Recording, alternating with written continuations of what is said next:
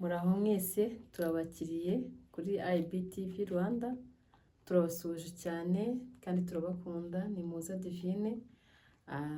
Turi kuvuga amagambo meza kandi y'Imana, cyane cyane ndumva ko munzi cyane. Abatanzi mirereye hano mu mujyi wa Kigali, Imana iduhana umugisha. Nsengera muri ADPR, ndi kuvuga Imana nabonye ntumvanye abandi. Reka tuganire amagambo y'Imana aboneka mu gitabo cy'ibyakozwe n'intumwa. Ni igitabo cyiza kandi cy'umugisha ku muntu wese ugikunda n'utagikunda.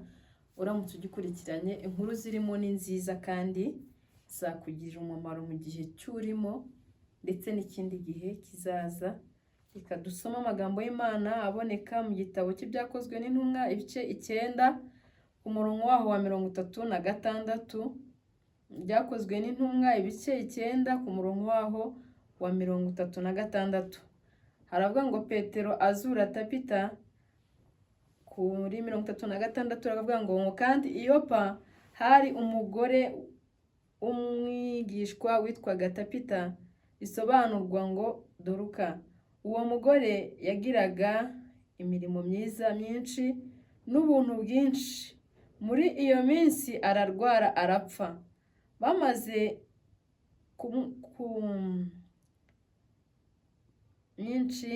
muri iyo minsi ararwara arapfa. Bamaze kumuhagira bamushyira mu cyumba cyo hejuru, kandi kuko iruda hari bugufi bw'Iyopa, abigishwa bumvise ko Petero ari bamutumaho abantu 2 bamwinginga bati, ngwino uze iwacu ntutinde. Amen. Iki gitabo cyangwa se iyi nkuru y'uyu mudamu, turabanza tuvugeho amagambo makeya impamvu iki gitabo ushobora kucyita igitabo cyangwa se inshuti ya bugufi y'umuntu uwo ari we wese umufite umutima wo gukunda Imana, cyangwa se ufite ubumwe. Iki gitabo cy'ibyakozwe n'intumwa, abahanga bavuga ko impamvu cyanditswe cyitwa ko ari ibyakozwe n'intumwa, bavuga ko ari Pawulo na Luka na Theophile bahoraga bavuga ubutumwa bwiza nk'uko natwe tugenda tubuvuga. Igihe kigeze noneho umwe muri bo baramufata bamujyana kumufunga. Hanyuma uyu Theophile aza gutandukana na bagenzi be 2, Luka na Pawulo. Hanyuma igihe kigeze haboneka umuntu cyangwa se intumwa y'Imana igemurira Theophile muri gereza ibyo kurya nk'uko bisanzwe tubikora natwe. Hanyuma rero niba utabikora, nagushishikariza gusura abantu bari mu nzu y'imbohe. Barababaye, bakeneye neza yawe, bakeneye amagambo wababwira, bakeneye ijambo ry'Imana ryaguturukamo, bakeneye ibyiza byawe, bakeneye imbaraga.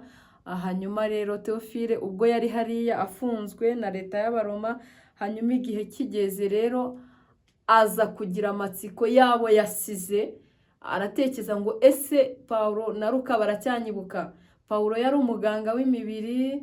Hanyuma aratekereza ati ubwo uko biri kose aribuka ko twari inshuti, aribuka ibiganiro twagiranye. Agira amatsiko ngo aravuga, atuma uwamugemuriraga Bibiliya. Uko biri kose ntago yamusobanuyeho cyane, ariko hari ibindi bitabo bimusobanura bikavuga n'izina rye. Hanyuma aramutuma ngo noneho uze kugenda ureba aho Pawulo na Luka bari, wandika amagambo bari kwandika, kuko mbakumbuye. Hari amagambo yabo nkumbuye, hari ibihe byabo nkumbuye, hari ibihe twabanaga numva nkumbuye. Imana ishimwe cyane. Rero arangije uwamugemuriraga asa nkaho agiye yandika amagambo bari kuvuga Luka na Pawulo. Hanyuma barangije rero afata ya magambo yashyira Theophile muri gereza.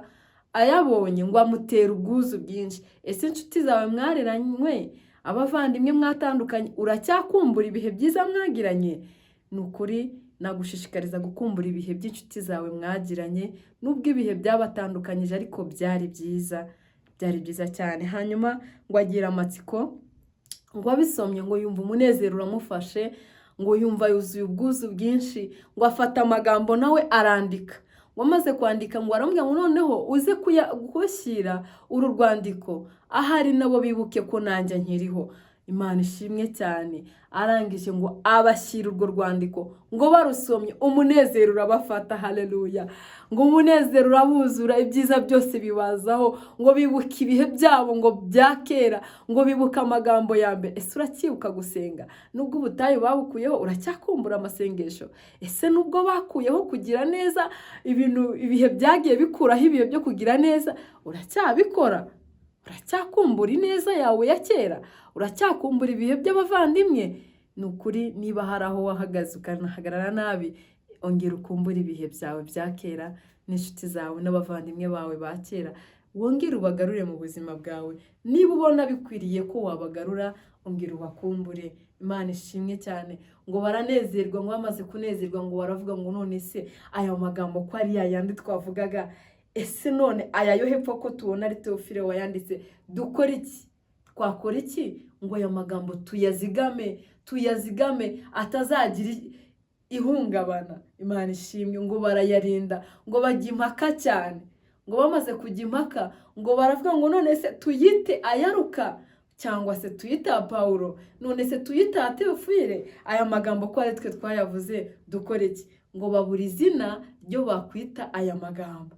Ngo baravuga ngo noneho reka tuyagire igice cya kabiri cya Luka. Ngo bafata igice cya mbere ngo bakigira icya Luka, bafata icya kabiri ngo bakita imirimo y'intumwa. Ushaka wavuga ngo ni igitabo cya kabiri cya Luka cyangwa se imirimo y'intumwa, amagambo ibyiza byavuye mu mitima y'intumwa. Imana ishimwe. Mu mitima inshuti z'Imana. Hanyuma rero iki gitabo ndagikunda cyane, cyagukundisha inshuti zawe za kera uramutse ugisomye neza, cyagukundisha Imana, bya bihe mwagiranye yakongera ikagaruka mu buzima bwawe. Hanyuma rero tujye kureba umudamu wagiranye ibihe byiza n'Imana byo gusenga. Uyu mudamu watubwiye hano mu Byakozwe n'Intumwa 9, ni umudamu watuye ahantu ku musozi cyangwa se muri quartier nk'iyo nawe utuyemo, ariko arangije yisangamo ubushobozi, asanga ntabwo afite. Mu byo akora byose aravuga ko biri kose byagira umusaruro. Hari inshuti twabanye, hari abo twabanye muri bya bihe, ibihe biraza birabasigaza. Nyamara njye hari icyo nabarusheje, hari aho nageze, hari aho umwami wanjye yanzamuye, hari ubumenyi Kristo yashize muri njyewe. Ese za nshuti zanjye ahari sinazibuka? Ngo yigira inama. Haleluya. Ngo yigira inama, ngo aravuga ngo hari inshuti twakuranye ariko tugeze hejuru zisa nkaho zisigaye, ariko nyamara Imana irazikunda. Ngo yigira inama, ngo aravuga ngo mu bushobozi mfite, ese mu bwenge Imana yampaye nta kintu nakora? Ngo yitegereje abona urugendo yatangira atabasha kuruzamura afatanyije n'abandi. Mu by'ukuri hari igihe abantu 3, 4, 5 badashobora guhuza ku kintu kikananirana, ariko wowe wagitekereza kikagira imbaraga. Imana ishimwe. Iyo wagifashe nk'ubuzima, nk'ubutunzi, ukakizamura, ukakivomerera, kiratutumba, kikazamuka. Reka mvuge mu biti bimwe byaremwe, igiti cy'umukindo. Igiti ni igiti gikomeye kandi gifite ubuziranenge buhambaye. Umukindo ngo wishakira amazi, ngo niriya hasi ibindi biti binanirwa igihe cy'izuba bikuma, umukindo ntabwo ujya wuma. Ubyitegereze neza, ntabwo umukindo wuma. Umukindo ngo wishakira amazi, ngo iriya hasi, ngo ukazamura ya mazi ugakomeza ugatoha. Umukristo w'uyu munsi ntabwo wakirwa intege nuko urukundo rwakonje. Oya, intege z'umukristo zihora zihagaze. Umukristo ntahinduka. Umukristo ntago ari uruvu ruhinduka buri kanya. Ariko umukristo nyakuri ahagarara mu gihe cye neza, akema, akavuga ngo ibihe naho byahinduka, ntabwo nzahinduka. Haleluya. Yobu yaravuze ngo ntabwo nakwikuraho gukiranuka kwanjye. Nta mukiranutsi utagukiranuka. Tabita cyangwa se Dorokasi ngo yisuzumye, ariko ngo hari inshuti twakuranye, hari abavandimwe twareranywe, imbaraga zanjye zirabasumba, ariko niki nakora muri njye, niki nshoboye? Ese wowe nta kintu ushoboye? gusura abarwayi kwa muganga ntabyo wakora. Se niba utabishobora nta muntu w'umukene muturanye byibuze niba gufata esanse ku ruhande rwawe wenda bigoye ukajya mu bitaro bito n'ibikuru, hariya ku ruhande nta muturanyi byibuze wahana ikiro cy'umuceri. Isuzume ku mbaraga zawe ufite urebe icyo wakora. Ngo Dorcas ngo arisuzuma ngo aravuga ati se niki nakora, ubundi niki nshoboye ngo izi nshuti zanjye nzibuke, izi nshuti z'Imana nzizamu, ngo yigira inama yo kudoda imyenda. Haleluya. Ngo akajya abyuka ngo agakora imbaraga zose akazisakuma. Nawe tekereza, nta hantu Bibiliya itwereka Tabita yari afite iduka ry'imyenda yagendaga akayimanura ngo azayidode. Nawe numfasha kuhabona mbere uzamfashe n'ukuri uhanyereke. Ariko Bibiliya ivuga Dorcas isobanura ko yadoderaga abantu imyenda. Uyu Dorcas nta duka ryari rimanitsemo ibitenge yamanuragamo ngo adodere abakene.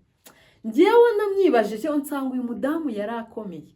Uko biri kose nge nishaka igisubizo mu bushobozi bwanjye nari mfite, nsanga yaragendaga ku batayeri agafata twatundi akaduteranya akatuvanamo umwenda umuntu akambara. Ese wowe ntacyo ufite wakora mu bushobozi ufite?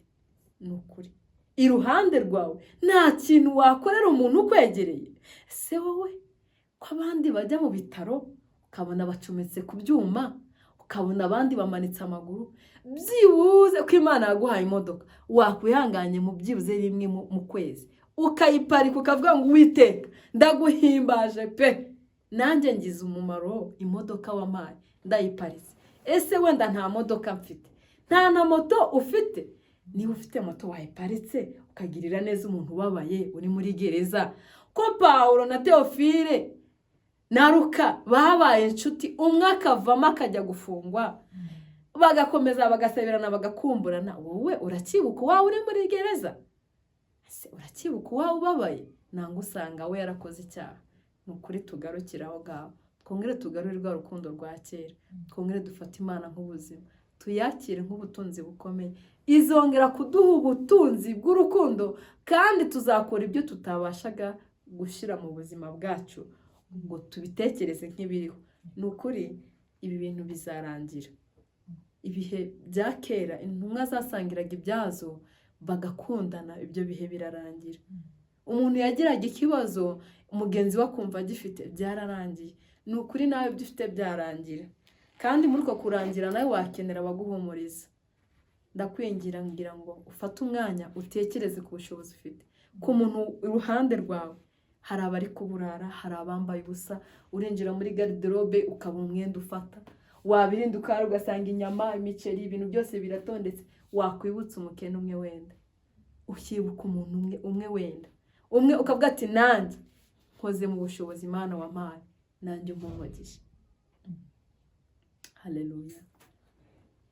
Dawidi yaravuze ngo nta mwana w'umukiranutsi wishwe n'inzara ngo urubyaro rwe rusabirize, ngo ahubwo ngo aguriza abaturanyi be ifu, urubyaro rukabona umugisha. Ese byibuze wateganyirije n'abawe bejo kuko wafashije umukene?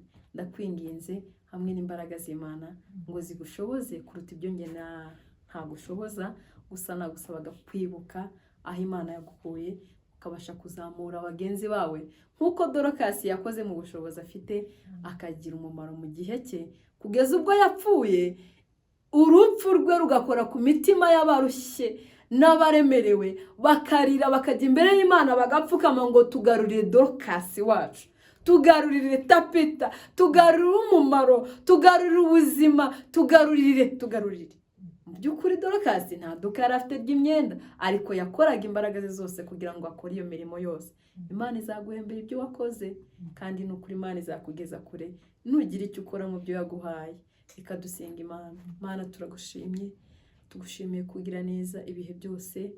Wese waje agushaka ajya kubona, waravuze ngo yemwe abarushye n'abaremerewe muze munsange ndabaruhura.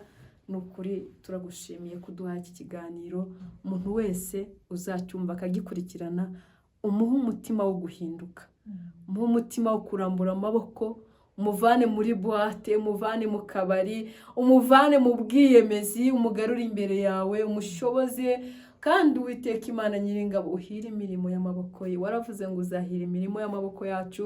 Umuntu wese uzumva iki kiganiro akagikurikiza, uzagura imbaraga mu buzima bwe, uzagure ubutunzi bwe, uzaha umugisha abana be, uha umugisha ababyeyi, uha umugisha abaturanyi, uha umugisha igihugu arimo.